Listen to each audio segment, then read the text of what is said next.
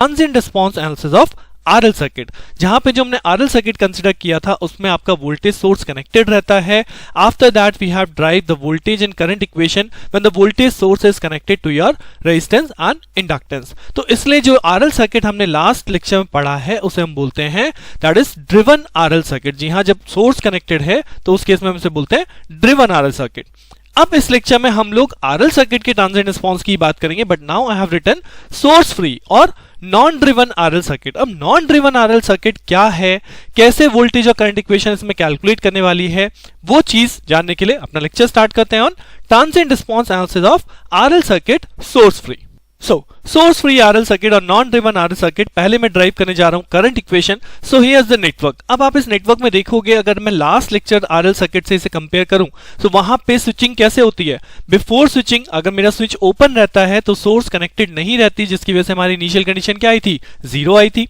But यहां पे अगर आप देखोगे कि पहले स्विच कहां पे कनेक्टेड है, पहले स्विच कनेक्टेड है पोजीशन नंबर ए पे, और ए का मतलब है the circuit is connected with this voltage source. यानी जो लास्ट सर्किट के अंदर हमने सेकेंड कंडीशन करी है for t is greater than 0 after switching when the source is connected to resistance and inductance, और कुछ नेटवर्क हमारा इस तरह से बना था जिसमें हमने करंट इक्वेशन ड्राइव की थी, वो इस केस के लिए केस नंबर 1 है। दैट मींस अगर मैं सोर्स फ्री आरएल सर्किट की बात करता हूं तो इसका मतलब है पहले आपका सर्किट वोल्टेज सोर्स से कनेक्टेड है टू पोजीशन 1, और जब हम केस 2 की बात करेंगे मींस आफ्टर स्विचिंग जब हम देखेंगे तो आफ्टर स्विचिंग क्या होगा, switch is connected to position B. That means position B with R with L, यहां पे कोई सोर्स नहीं होगी, इसलिए इसे बोलते हैं source free RL circuit. So ultimately task मेरे पास वही है, दैट इज केस नंबर 1 जब स्विच पोजीशन ए पर है, और फिर उसके बाद case number 2 that is after switching जहां पे पॉइंट बी पे आ जाएगा स्विच, और उसके बाद यहां पे क्या करंट फ्लो करने वाला है, यही सब एनालिसिस यहां पे करनी है, राइट। बट अब अगर मैं केस 1 की बात करूं, we have already done the current calculation in the previous lecture in this case, right. So यहां पे हमने क्या देखा था, यहां पे हमने देखा था when the voltage source is connected to this inductance L, तो यहां पे करंट फ्लो करता है, जिसका डेरिवेशन भी हम कर चुके हैं। बट अब अगर मैं आपको एक चीज याद दिलाऊं, मैंने आपको बेसिक लेक्चर्स में इसके बताया था कि यहां पे कुछ इक्विवेलेंट सर्किट बनते हैं अंडर स्टडी स्टेट कंडीशन, और इंडक्टर कैसे बिहेव करता है, इंडक्टर बिहेव करता है at just after switching, right. Switching instance के जस्ट आफ्टर जो इंस्टेंस होता है उस पे हम इंडक्टर को कैसे बिहेव करा रहे थे, ओपन सर्किट, जिसे हम बोलते हैं 0+। और अगर हमारा इंडक्टर लंबे टाइम के लिए स्टडी स्टेट कंडीशन में रहता है, मींस एक सेम पोजीशन में रहता है जैसे कि इस नेटवर्क में है, the inductor is connected to the voltage for a longer time, so that means it is in steady state. तो जब स्टडी स्टेट की बात होती है उस केस में हमारा इंडक्टर कैसे बिहेव करने वाला है, शॉर्ट सर्किट की तरह बिहेव करने वाला है। अब यहां पे इससे कंफ्यूज मत होइएगा, ध्यान से सुनिए जो मैं बोल रहा हूं, दैट कि यहां पे आपका इंडक्टर और रजिस्टर जो कनेक्टेड है, रजिस्टर से तो कोई मतलब नहीं है क्योंकि रजिस्टर में कोई कंडीशन होती नहीं है, मेनली हम किसके लिए बात कर रहे हैं, इंडक्टर के लिए। सो इंडक्टर क्योंकि यहां पे वोल्टेज सोर्स से कनेक्टेड है eight position 1, so position A में आप ये मान के चलिए कि एक माइनस इन्फिनिटी से लेके और 0 तक का टाइम, ये पूरा का पूरा टाइम वो वोल्टेज सोर्स से कनेक्टेड है। अब अगर मैं बोलूं t इज इक्वल टू 0 पर स्विचिंग हो गई तो t ग्रेटर देन 0 के लिए वो किस पॉइंट पे कनेक्टेड है, वो पॉइंट b पे कनेक्टेड है।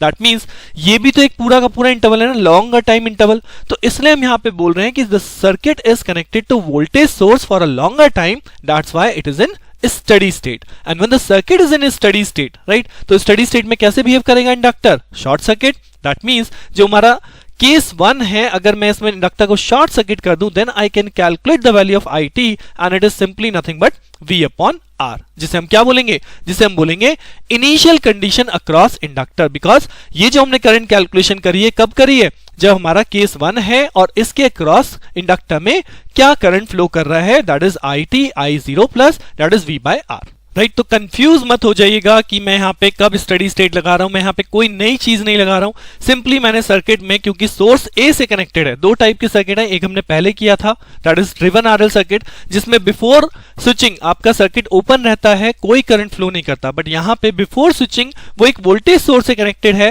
दैट्स वाई करंट फ्लो करेगा, और क्योंकि ये सर्किट स्टडी स्टेट में होगा तो ये इंडक्टर शॉर्ट सर्किट, जिसकी वजह से करंट फ्लो कर रहा है V/R, जो कि क्या बनेगा, जो कि बनेगा initial condition across this inductor. अब केस 2 पे आ जाइए। केस 2 क्या है? When the switch is connected to position B. अब जब पोजीशन बी पे कनेक्ट होगा तो सर्किट केवल क्या दिखाई देने वाला है? There is a resistance and inductance and nothing else. तो this circuit becomes like this, right? RL circuit. अब इस सर्किट में मुझे करंट एनालिसिस करनी है, तो इस सर्किट की करंट एनालिसिस करनी है, that means I will apply the KVL over here, जैसे हमने पहले भी सीखा है। तो अगर सिंपली मैं यहाँ पे एक जीरो वोल्टेज लेट करते हुए केवीएल अप्लाई करूं तो क्या मिलेगा? Zero minus this drop, resistive drop R into I T, minus inductor के cross drop L into D I T by D T, जिसे हम इक्वल टू में भेज देंगे तो ये दोनों क्या हो जाएंगे? पॉजिटिव हो जाएंगे। उसके बाद वही सेम चीज लाप्लास ट्रांसफॉर्म ले लीजिए, तो जीरो का Laplace zero, are I T का लाप्लास आर आई एस, और L D I by D T का लाप्लास हमने पढ़ा था एल बाहर, D I T by D T का हो जाएगा S into I S, minus I zero is the initial condition. अब अगर इनिशियल कंडीशन की वैल्यू मैं यहाँ पे रखूं तो ये बेसिकली क्या हो जाएगा? आर प्लस एस एल, क्योंकि ये तो हो जाएंगे आई एस वाले कंपोनेंट, राइट? और इस वाले टर्म में v0 प्लस की वैल्यू क्या है? That is v by R. तो जब यहाँ v बाय आर रखेंगे l बाहर मल्टीप्लाई में, तो क्या बनेगा? Minus vl by R. तो अल्टीमेटली जो is की वैल्यू बनेगी वो क्या बनेगी? is की वैल्यू हमारी बनेगी vl upon R divided by this r plus sl, right? अब क्या करते हैं हम? नीचे वाले टर्म को तो हमें स्टैंडर्ड फॉर्म में लाना होता है। स्टैंडर्ड फॉर्म क्या होती है? s प्लस a, यानी s का कोफिशिएंट क्या होता है? 1 होता है, यूनिटी। तो यहाँ पे s का कोफिशिएंट क्या है? l। तो मैं यहाँ l को बाहर निकालेंगे। l को अगर हम बाहर लेंगे तो यहाँ जो l आएगा नीचे की साइड से l आपका बाहर आया, तो यहाँ क्या बचेगा? s plus R by L. और ये जो यहाँ पे है वी एल अपॉन आर, तो इस l से l कैंसिल आउट हो जाएगा, यानी अल्टीमेटली आई एस क्या बनने वाला है? आई एस बचने वाला है v by R divided by s plus R L. This is your I S value. और अगर ये IS है तो अल्टीमेटली मुझे क्या चाहिए? मुझे तो करंट चाहिए। अब अगर करंट चाहिए इन IT यानी टाइम डोमेन फॉर्म, तो मुझे यहाँ पे क्या करना पड़ेगा? Inverse Laplace. अब यहाँ पे स्ट्रेट फॉरवर्ड इनवर्स लाप्लास हो रहा है, बिकॉज यहाँ पे कोई पार्शियल की जरूरत नहीं है, केवल एक ही फैक्टर है नीचे, and that is 1 upon s plus a, जिसका इनवर्स लाप्लास होता है e to the power minus at ut। तो using this formula we can write down कि इसका इनवर्स लाप्लास लेने के बाद जो हमारे पास IT आएगा, उस IT की वैल्यू क्या हो जाएगी? v by r, this is the constant term, और 1 upon s plus r by l, it becomes e to the power minus r by l, right? So simple सा है कि आफ्टर स्विचिंग हम लोगों ने कैलकुलेशन दिखाई है, मैं कॉन्सेप्ट वही यूज कर रहा हूं, कैलकुलेशन भी वही है। That's why I have learn your Laplace transform, कि लाप्लास का यूज कैसे करना है, क्योंकि लाप्लास, इनवर्स लाप्लास यहाँ पे हर जगह स्विचिंग में आने वाला है, राइट? तो जैसे हमने लास्ट लेक्चर भी सीखा था, आरएल सर्किट जो हमारा सोर्स ड्रिवन आरएल सर्किट था, उसमें हमने करंट इक्वेशन ड्राइव करी। So similarly we have driven the current equation in case of undriven या सोर्स फ्री आरएल सर्किट। तो क्वेश्चन में ध्यान रखिएगा आपको कौन सा सर्किट दिया जा रहा है, इधर इट इज सोर्स फ्री और इधर it is driven RL circuit, उसी केस में आपको यहाँ पे डेरिवेशन करने हैं। अब अगर आगे बढ़ूं, करंट इक्वेशन आ चुकी है, उसके बाद हम लोगों ने ड्राइव किया था what is the voltage equation across resistor. तो अगर रजिस्टर के अक्रॉस वोल्टेज देखेंगे तो रजिस्टर के अक्रॉस वोल्टेज क्या है? आई इंटू आर टी, सिंपली। तो यानी अगर मैं वी आर टी कैलकुलेट करता हूं, what is the voltage across the resistor V R, so that is simply I T into R. I T की वैल्यू हम लोग कैलकुलेट कर चुके हैं, that is V by R into E to the power minus R by L T into R. तो R से R cancel out हो जाएगा, यानी वोल्टेज अक्रॉस रजिस्टर में मिलेगी v into E to the power minus R by L t, that is the voltage across resistor. Similarly, we can find out the voltage across inductor. So अगर मुझे voltage across inductor चाहिए तो formula है L di by dt, L बाहर d by dt, I की value हमारे पास v by r e to the power minus r by l t। आप इसे डिफरेंशिएट कर लीजिए, तो डिफरेंशिएट करेंगे तो क्या मिलेगा? L into v by r, ये तो आपका बाहर हो गया। e to the power minus r by l t को डिफरेंशिएट करना तो e to the power minus r by l t, और t के रिस्पेक्ट में डिफरेंशिएट करें तो माइनस r by l और आएगा, और ये हो गया आपका डिफरेंशिएट कंप्लीट। अब डिफरेंशिएशन के बाद r से देखिए r कैंसिल आउट हो रहा है, l से l कैंसिल आउट हो रहा है, तो अल्टीमेटली वैल्यू क्या बची? वैल्यू बची minus v e to the power minus r by l into t। This is the voltage equation across inductor. तो क्वेश्चन में देखिए कि अगर आपको पूछा गया है calculate the voltage equation across inductor या वोल्टेज अक्रॉस रजिस्टर, तो आप ड्राइव कीजिए, अदरवाइज आप करंट इक्वेशन तक भी लीव कर सकते हो। और मैं तो यही कहूंगा क्योंकि 10 नंबर का क्वेश्चन आता है, तो एटलीस्ट आप तीनों ही इक्वेशन ड्राइव कीजिए। This is the derivation part, कि अगर आपको सोर्स फ्री आरएल सर्किट आ रहा है, so you have to derive current, voltage across resistor and voltage across inductor. So this is the derivation part. अब बात करते हैं इस पे, सेम मैं आपको क्वेश्चन दिखाता हूं as a network problem, right? So here is the example number 1, जहां पे हमने लिखा है the switch in figure has been in position 1 for a longer time. Now see it is a longer time, right? जो मैंने अभी आपको derivation में बताया कि पोजीशन 1 पे वो लॉन्गर टाइम पे कनेक्ट रहता है, दैट मींस पोजीशन 1 पे जब वो कनेक्ट रहता है तो it is in steady state, right? Now it is moved to position 2 at time t is equal to 0। तो t पे at time t is equal to 0 पे position 2 पे आता है, तो position 2 पे नेटवर्क फॉर्म होगा। Now obtain the expression for i for t greater than 0, यानी greater than 0 के केस में मुझे i को कैलकुलेट करना है using Laplace ट्रांसफॉर्म। अब केस वही है कि जब वो पहली पोजीशन पे कनेक्ट रहता है तब भी वो स्टडी स्टेट में है, तो उस केस में इंडक्टर क्योंकि मेरे सर्किट में प्रेजेंट है, तो इस इंडक्टर में क्या करंट फ्लो कर रहा है, जिसे मैंने यहां पे दिखाया है I0 plus is equal to 1.25 ampere. Right, अब यहां पे आप वीडियो को 1 मिनट के लिए पॉज कीजिए और सोचिए कि जब आप इसे पोजीशन 1 पे कनेक्ट करेंगे अंडर स्टडी स्टेट कंडीशन, क्या ये वैल्यू आपको समझ में आ रही है, कैसे आई? जी हाँ, बहुत सिंपल है। अभी हमने पढ़ा कि जब आप इसे पोजीशन 1 पे कनेक्ट करेंगे तो it is in steady state because it is connected in longer time.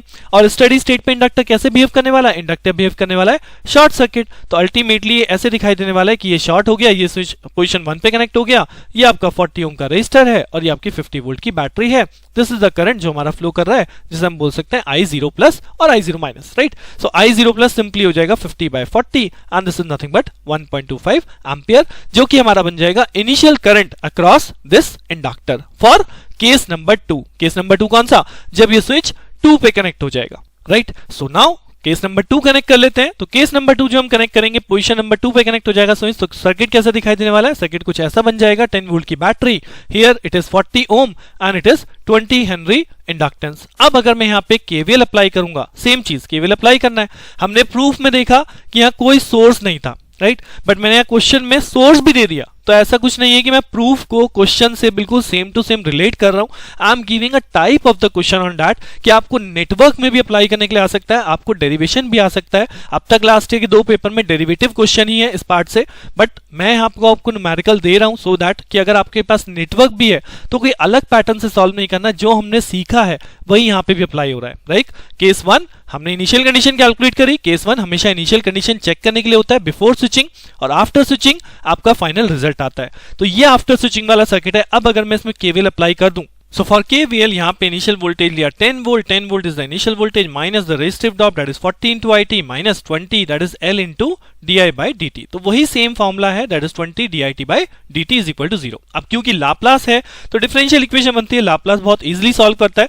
So we will take Laplace, Laplace का मतलब 10/s minus 40 I of s, right, minus 20 as it is. उसके बाद यहाँ पे dit/dt का क्या होता है? s into is minus initial condition is equal to 0। Right, so same जैसे हमने अब तक सीखा है वही सेम चीज यहाँ पे अप्लाई करिए। अब इनिशियल कंडीशन क्या है मेरे पास? इनिशियल कंडीशन है मेरे पास 1.25 एम्पियर, तो यहाँ पे जस्ट आपको 1.25 पुट करना है। तो अगर आप इसे सॉल्व करेंगे हो जाएगा 10/s is equal to, right hand side पे कर दूं तो is वाले कंपोनेंट एक साथ ले लीजिए, तो हो जाएगा 40 plus 20 of s I of s, और उसके बाद ये जो नेगेटिव नेगेटिव है ये बनेगा पॉजिटिव, जो कि राइट हैंड से जाके अगेन क्या हो जाएगा? नेगेटिव। तो यहाँ 20 है और I0 की वैल्यू 1.25 है, तो अगर आप इसे मल्टीप्लाई करेंगे you will gate 25 over here. अब इसको फर्दर सॉल्व कीजिए, you will find what is is become 25 को लेफ्ट हैंड साइड ले आइए, तो हो जाएगा 10/s plus 25 divide by 40 plus 20s, this is the value of is। अब क्योंकि यहाँ पे is, अभी आप देखिए मुझे तो फाइनली इसका इनवर्स लेना है, I have to calculate IT, और IT के लिए क्या चाहिए? IT के लिए मुझे इनवर्स करना पड़ेगा, और इनवर्स करने के लिए स्टैंडर्ड फॉर्म क्या होनी चाहिए? नीचे स्टैंडर्ड फॉर्म होनी चाहिए s plus a,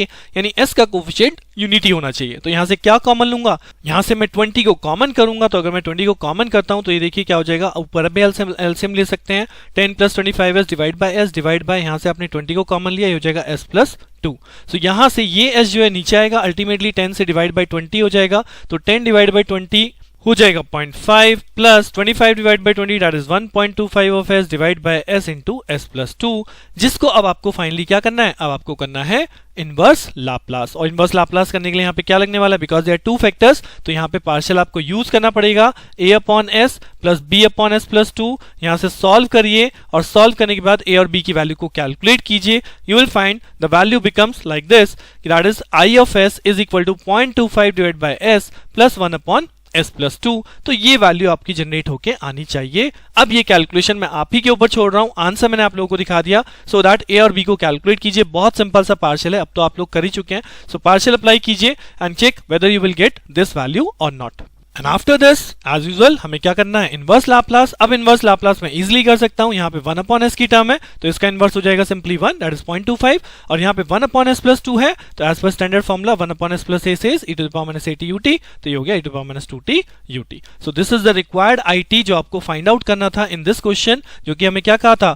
t greater than 0 के लिए हमें कैलकुलेशन करनी है, तो this is the greater than 0 case. तो केस हमेशा एज इट इज चलने हैं, पहले बिफोर स्विचिंग, फिर after switching, then you find out the last current value. Right तो ये है आपका complete transient response analysis of RL circuit in case of undriven या you can say source free RL circuit. अब इस case में आप वोल्टेज हो, करंट इक्वेशन हो, जो भी पूछा जाए आप लोग इजिली ड्राइव कर सकते हैं। नाउ नेक्स्ट लेक्चर में, अभी तक हमने आरएल सर्किट की बात करी है, अब नेक्स्ट लेक्चर में बात करूंगा आरसी सर्किट की। वो भी इसी तरह से सेम ड्राइव करेंगे, बस यहाँ पे एल की जगह सी हो जाएगा।